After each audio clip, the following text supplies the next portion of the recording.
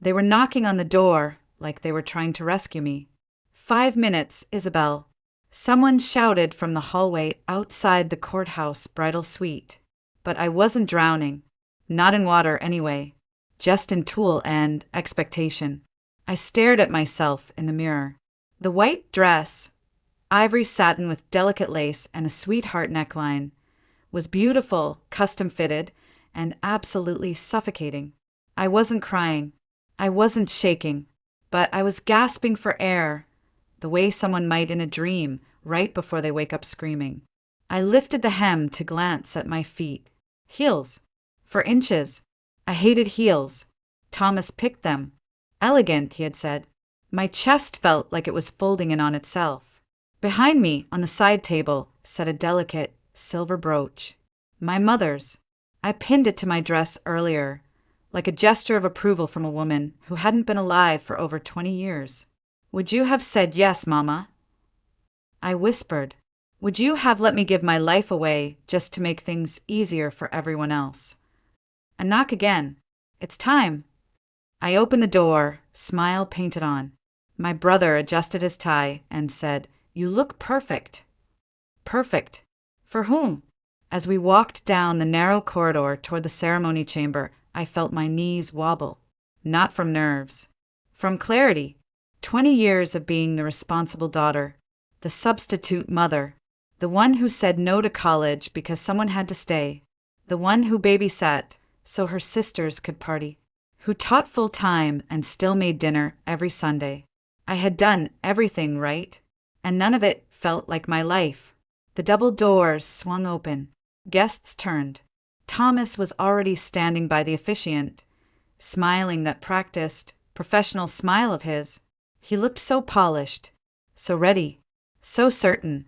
But the moment he placed his hand on mine, the weight of it wasn't warm. It was heavy, possessive, and when I tried to pull away ever so slightly, his fingers tightened like I was property. He leaned in and murmured, Breathe, sweetheart. I've got you. I smiled, but only with my teeth. The officiant cleared her throat. We are gathered here today. The words floated in the air, meaningless. I felt my pulse in my temples and my ribs. Then I heard it, my mother's voice, not from the brooch, not from the grave, but from somewhere buried inside me. Promise me, Isabel, you will live your life fully. For yourself. I blinked. The officiant was now looking directly at me.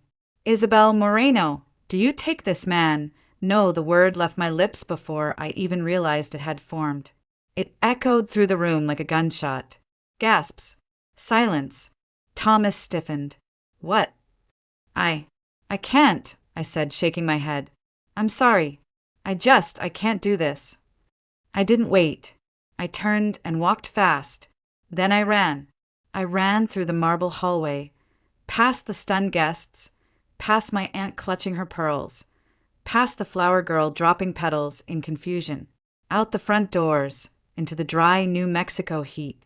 And there, by some absurd twist of fate, was a man on a motorcycle. Leather jacket, boots, his helmet under one arm and a cigarette in the other. He raised an eyebrow as I barreled toward him, dress dragging behind me. Need a ride, he said, half laughing. Please, I panted. Just get me out of here. He stared at me for a moment. Then he nodded, tossed me a helmet, and said, Hop on. I didn't look back. Not once. Not at the courthouse. Not at the bewildered crowd spilling onto the steps. Not at the man I almost married. The bike roared to life beneath us. The wind tore at my veil, tugged my hair loose, filled my lungs with air I hadn't tasted in years. I gripped his waist not because I was scared, but because for the first time in decades I was moving, really moving.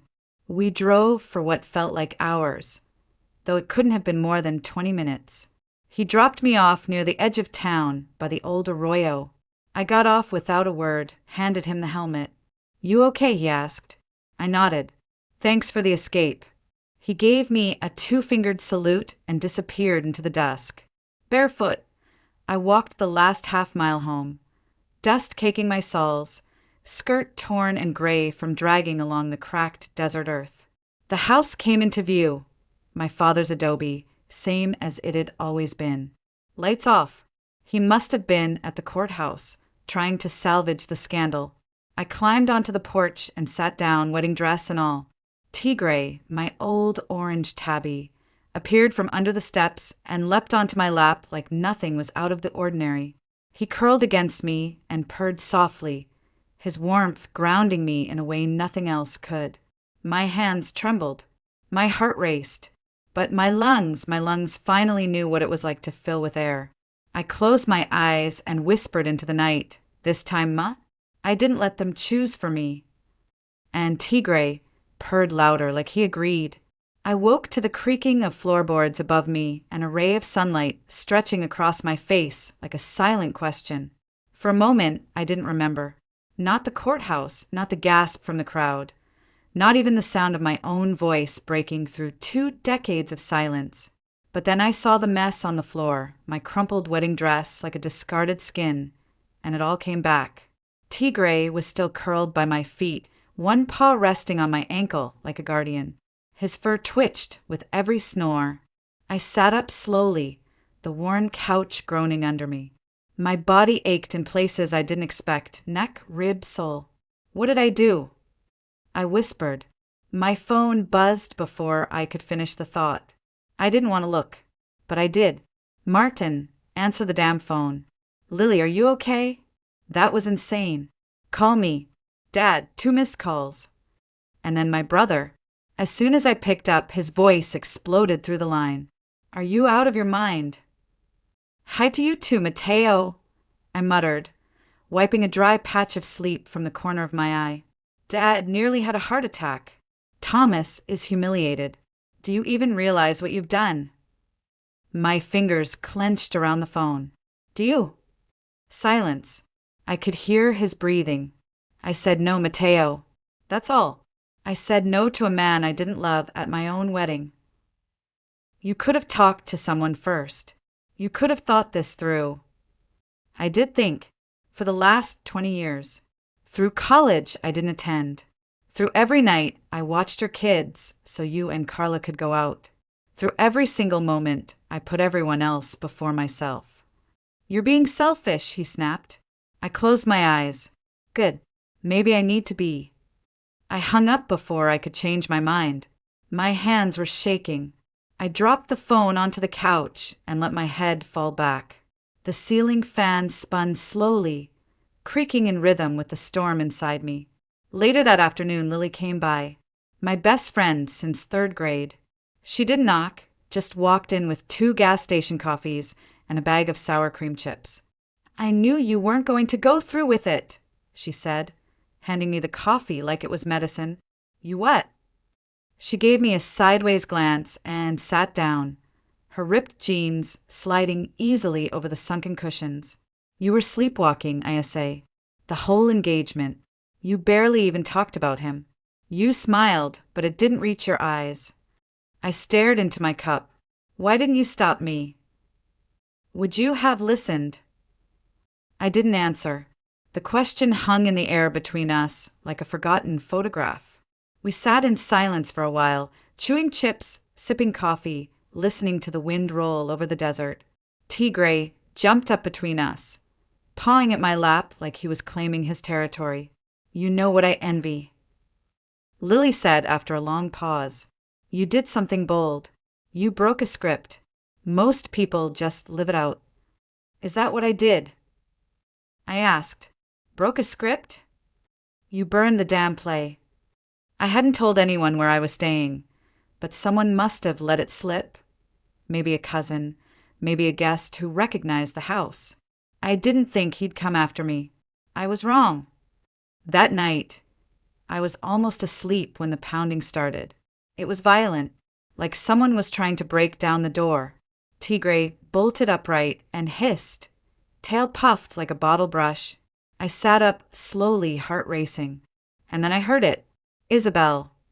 His voice. "Thomas, open the door. Now." Tigray launched himself off the couch and positioned himself between me and the door like a furry, low-to-the-ground warrior. The pounding grew louder.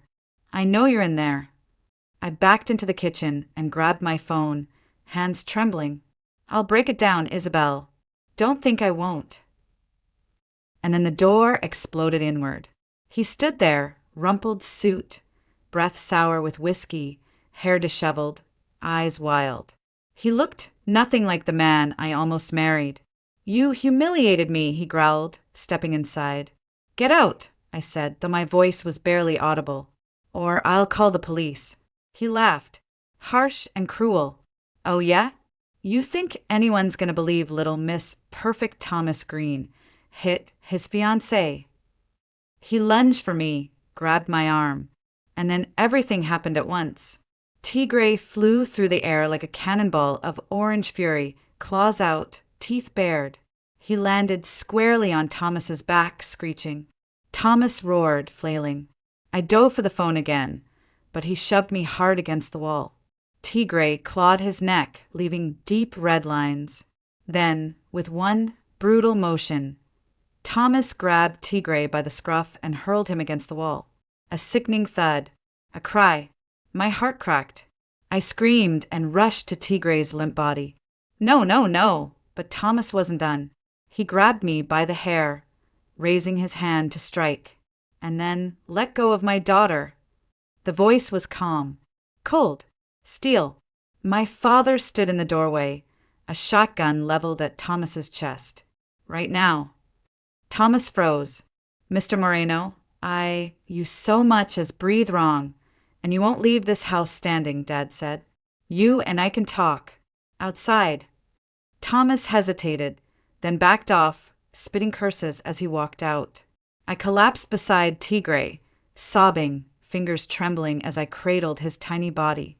My father knelt beside me, glanced at the rising and falling of Tigray's chest, and said, "He's alive, but we need to go. Now." I nodded through tears. "Dad, I don't want to stay here anymore."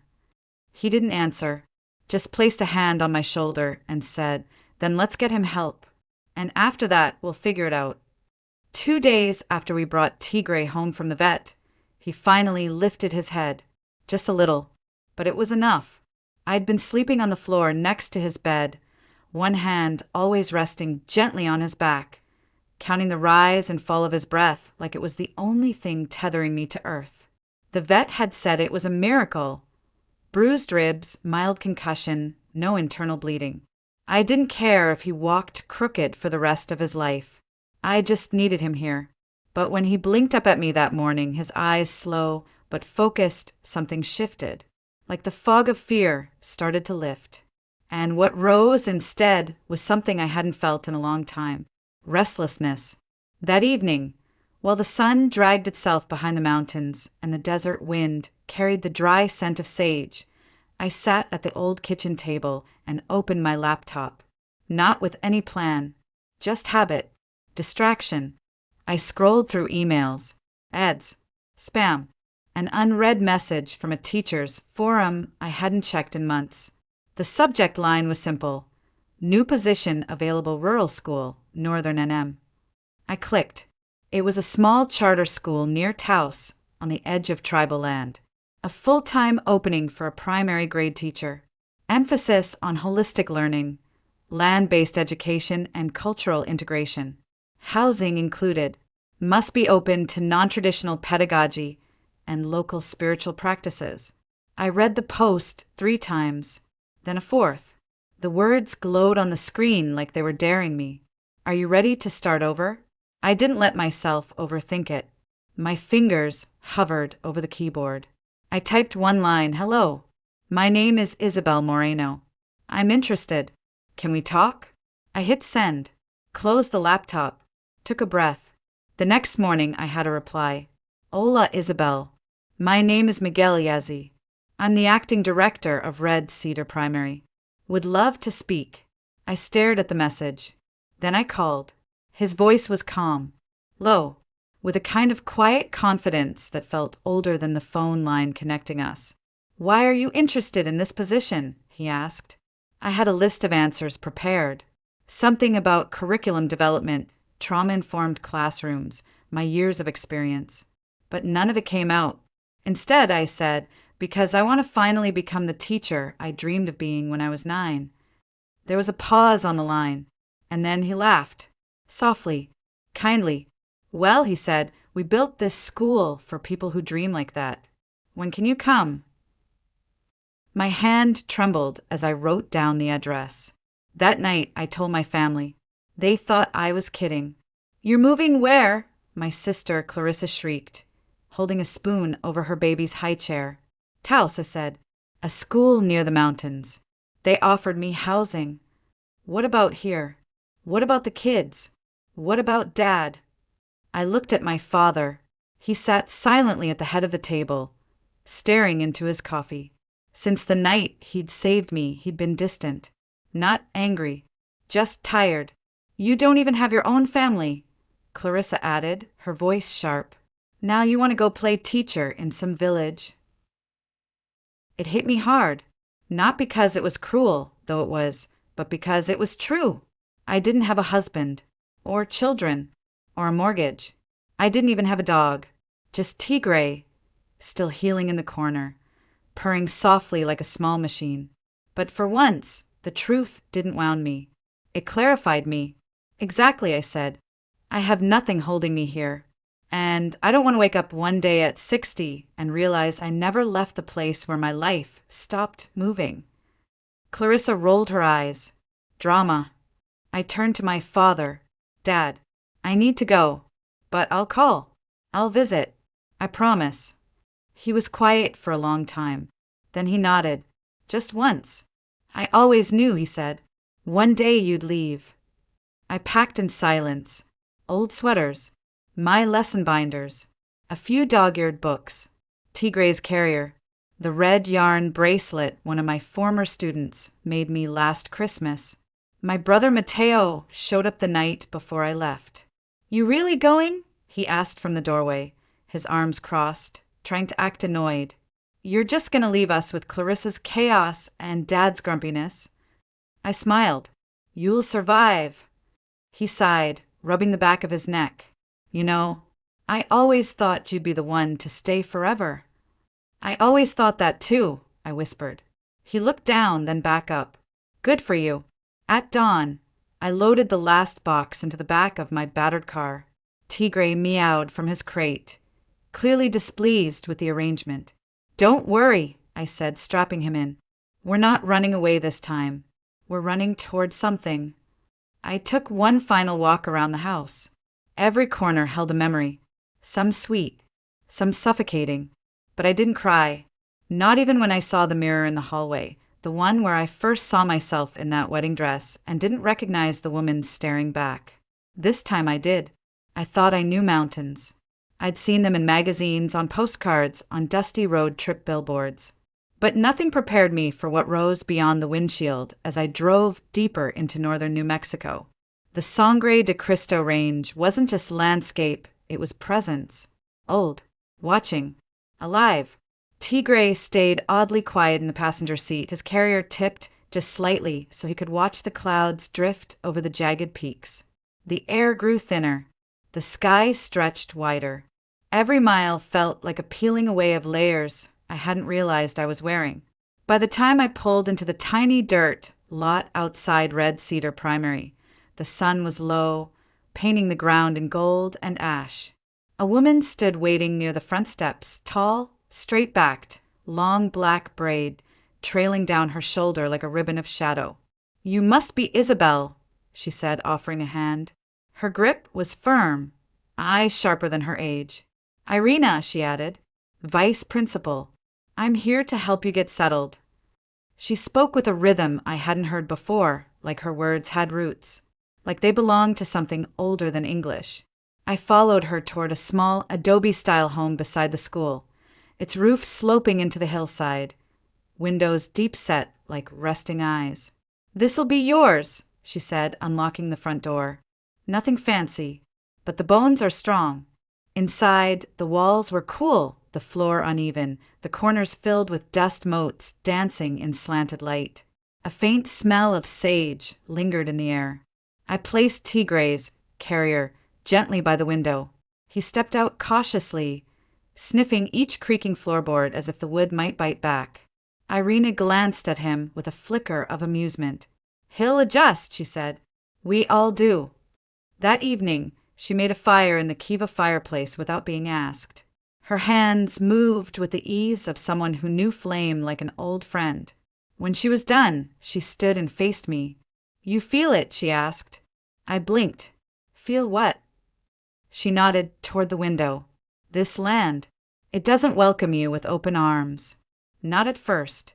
It watches, waits, decides if you're worth its stories." I didn't know what to say, so I just nodded. The next morning, the cold punched through the walls like a lesson.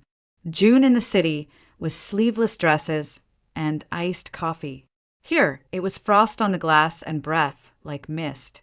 I bundled in layers and followed Irina across the gravel lot toward the school.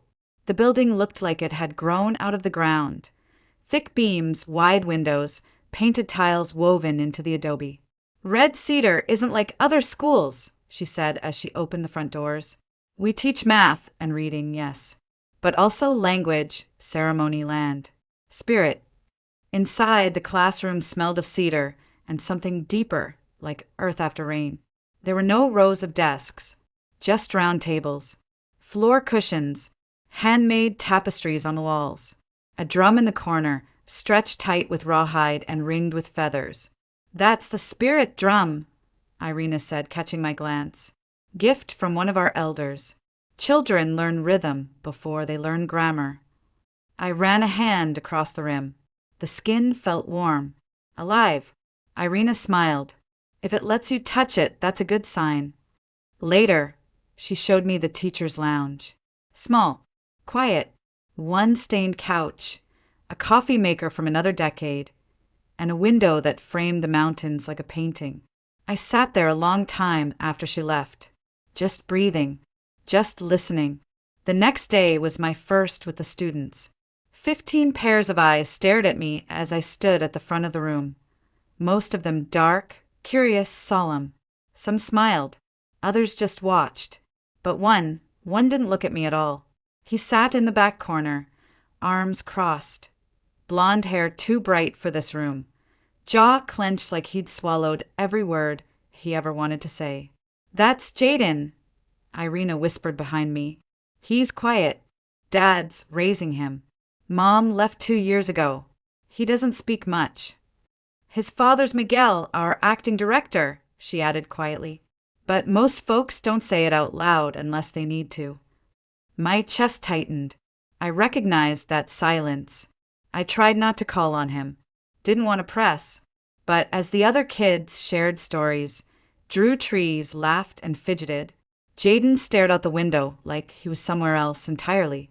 When class ended, the kids trickled out in bursts of noise and backpacks. Jaden lingered. He didn't speak, just slipped a folded paper onto my desk and walked away. I opened it. A sketch. Rough, smudged. A mountain.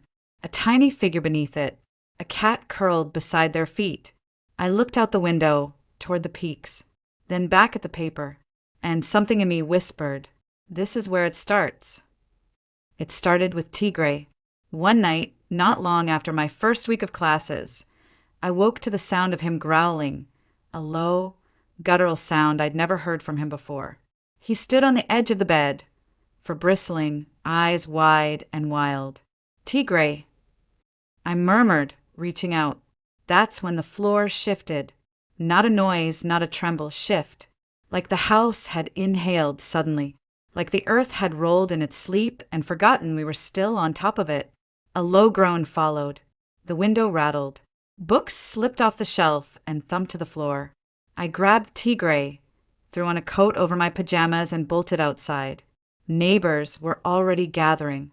Some in robes, others in boots and blankets, clutching flashlights and prayer beads. An old man across the road nodded at me. "Just the land greeting you," he said, calm as still water. "You're part of it now." I didn't sleep that night, not from fear, but from awe. This place didn't whisper its power. It roared it into your bones. The next day, Irina knocked on my door with a bundle of sage and a thermos of something warm and sharp-smelling. "Boil it," she said. "Drink it slow. Helps your body catch up to the altitude." She handed me the sage. "And this for the rest." "For the rest of what?" She smiled. "The ghosts. The heaviness. The things you brought with you." Inside, Tigray watched us from the window, his tail twitching. I burned the sage that night, not because I believed it would do anything, but because part of me hoped it might. A few days later, Nadia showed up. She knocked like she didn't want to be there, then shoved her way inside with a pot of something thick and fragrant. "Stew," she muttered. "You look like a scarecrow. You've been eating it all." I blinked. "Not really." She set the pot on the stove, took one look around the room, and sighed like it pained her. "That fire's not built right. You're wasting wood." She knelt, rebuilt the kindling with the precision of an old soldier. "There, now it'll breathe." I watched her in silence, unsure what to make of this sudden intrusion. She'd barely looked at me during staff meetings. Once, she muttered something about outsiders and whiteboard teachers under her breath. But now she was stirring stew like she'd raised me. After we ate, she sat back, arms crossed. "I've seen a lot of new teachers come and go," she said. "They come in all full of ideas. Holistic this, trauma-informed that. But when the winter hits or a kid cries, they're gone before spring." "I'm not going anywhere," I said softly. She studied me, eyes narrowed. "We'll see." But she came back the next night with bread.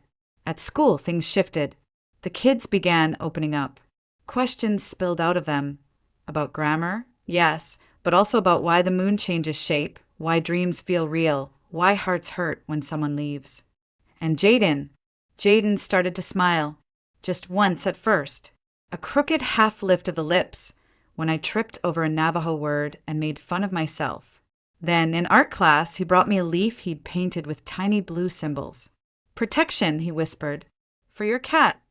I pinned it above my desk, but it didn't last.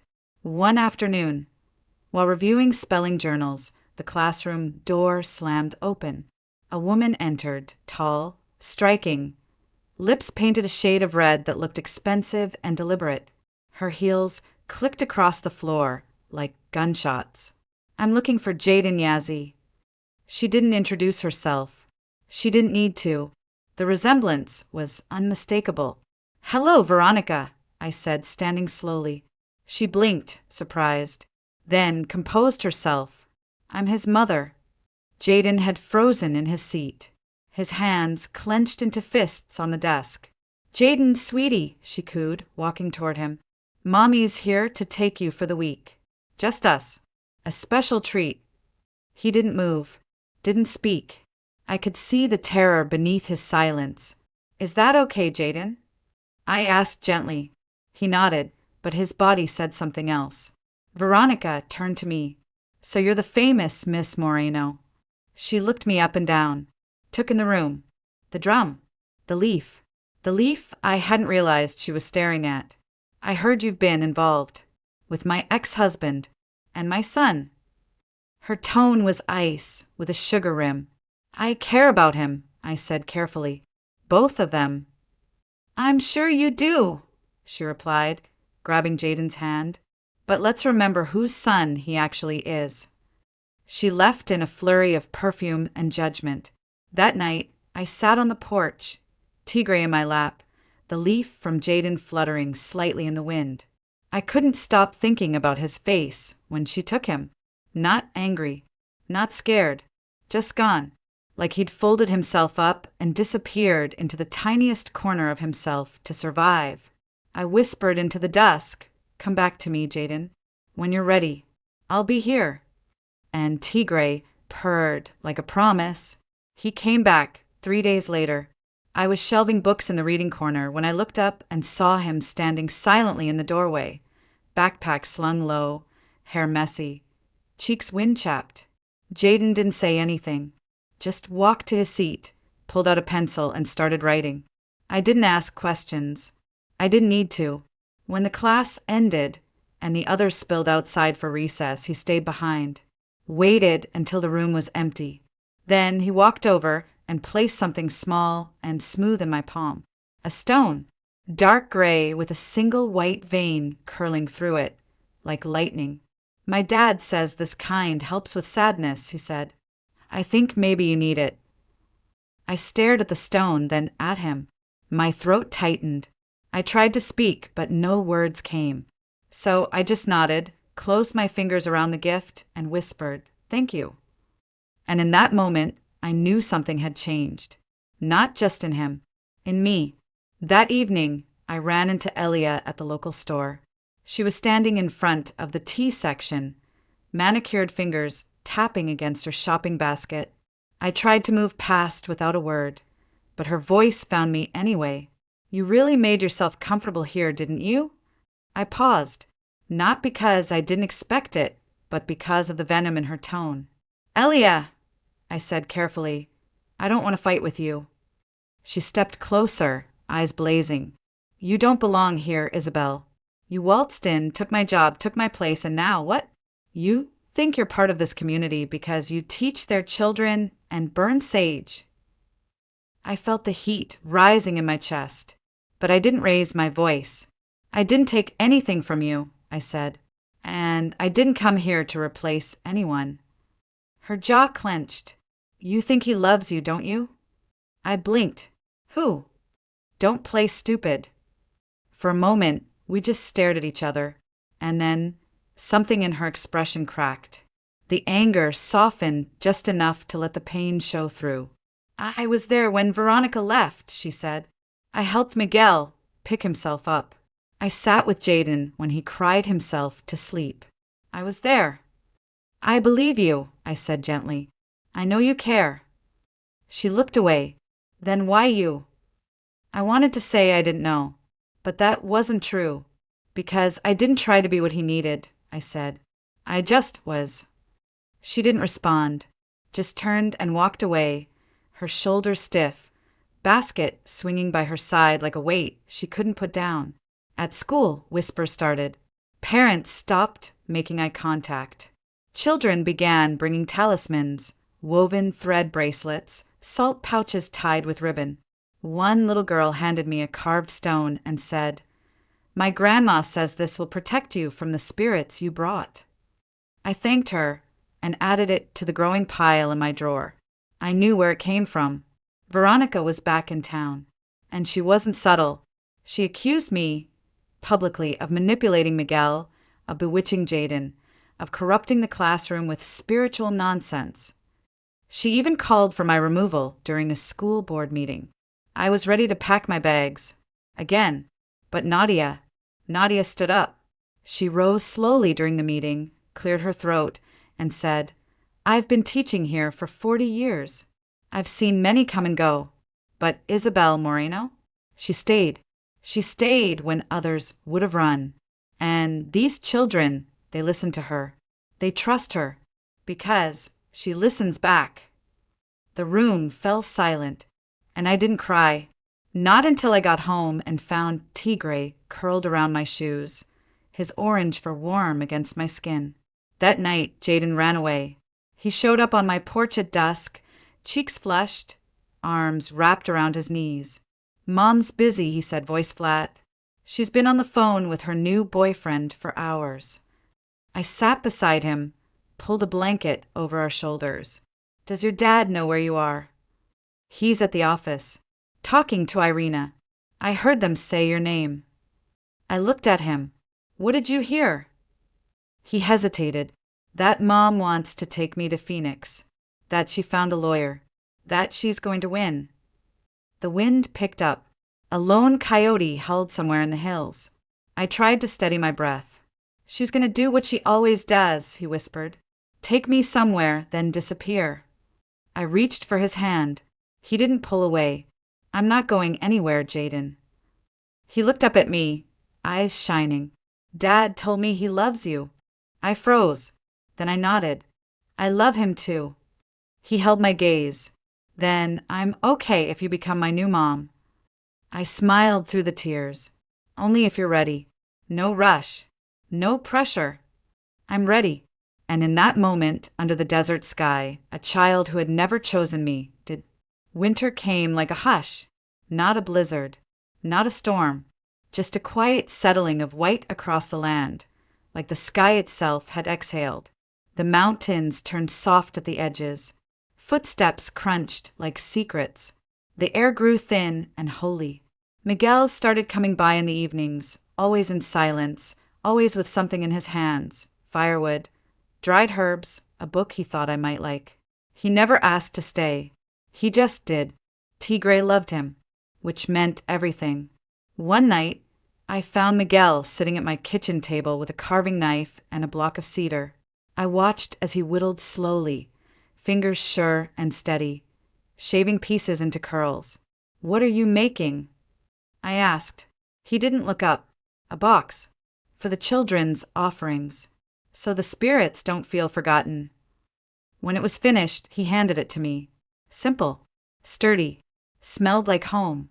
I placed all the charms and protection, tokens the kids had given me inside, one by one, as if honoring something sacred. Jaden visited after school most days, usually with Tigre trailing behind him like a tiny guardian. He brought sketches, questions, sometimes just silence, and I gave him what I could. Time, space, a steady presence. Veronica didn't win. Despite her threats, her lawyers, her declarations of motherhood and intent, the court ruled in Miguel's favor. Stability mattered. So did truth. And love, real love, however messy, found a way to speak loudest. She left town the following week. Miguel and I didn't celebrate. We just sat in the quiet, a candle flickering between us, Tigre asleep at our feet. "You okay?" I asked. He nodded. "She'll come back, but we'll be ready." There was no triumph in his voice, just peace. One weekend, as the snow began to thaw, he asked me to take a trip with him. "Just us," he said. "There's somewhere I want to show you." We left early, bundled in layers, Tigre safely curled at home under Nadia's watchful eye.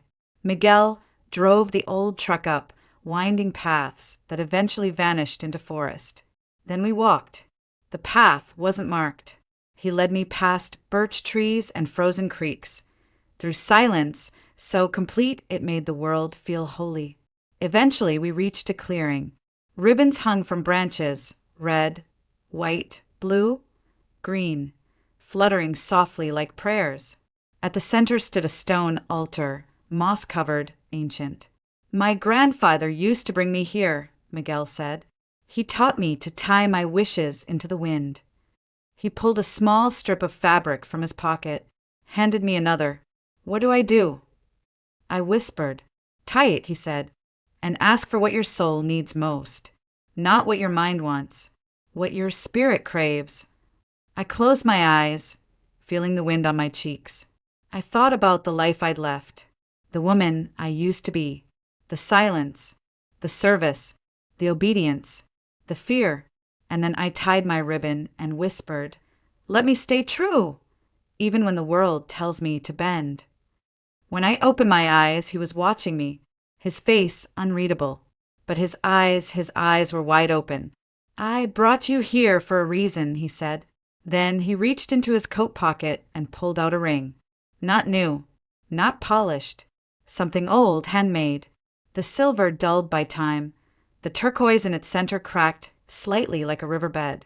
"This belonged to my grandmother," he said. "She gave it to my mom. My mom gave it to me." He stepped forward, took my hand.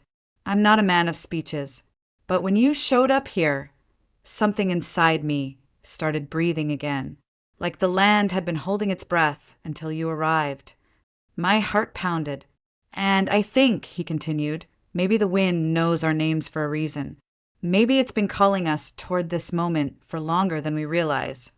He looked down, then up, eyes steady. "Will you marry me?" I didn't cry. I smiled. Soft, steady. "Yes," I said. Not because I needed saving. Not because it was expected. Because this time the choice was mine. The wedding was small. Spring arrived with thunder and rainbows and wildflowers that bloomed out of nowhere. The children made decorations from pine cones and paper. Nadia brought stew.